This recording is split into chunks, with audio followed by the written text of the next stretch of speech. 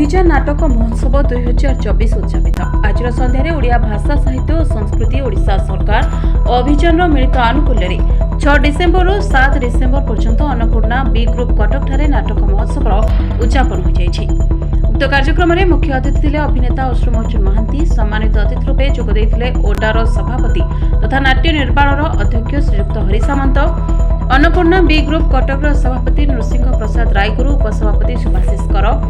इति अवसर में चौधरी शाश्वत महापात्र द्वारा रचित निर्देशित और आकृति विद्या मंदिर द्वारा अभिनीत नाटक प्राप्ति। एसहित लावण्य थिएटर भुवनेश्वर नाटक अभिनेत्री मंचस्थ हो जाइछि। नाटकटी रचना करथिले लिंगराज नाहक एवं निर्देशना देथिले सत्यजना। श्रीयुक्त बंकिम चंद्र बारिकों उपस्थापनार शैली समस्त मुग्ध करथिला। अभियान तरफ सामाजिक समाज हित पई कार्य करथिबा किछि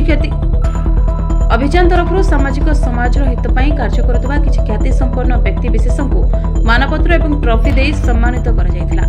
अनुष्ठान सभापति आलोक स्वाई और संपादक अक्षय राणाक प्रत्यक्ष तत्वावधान में कार्यक्रम समापन होता। मंच परिचालन में ज्योतिर्मयी स्वाई, अर्पिता मिश्र, जतीन नाटक, ताराप्रसाद शांताराम आचार्य, सुजित दास, चंदन साहू, विश्वभूषण महांती, मृत्युंजय बराड़, जजाति केसरी नाटक, जगन महांती, रश्मिता परिजा, दीपक दास, सोमनाथ राउत और अभियान समस्त सदस्य भाग नहीं।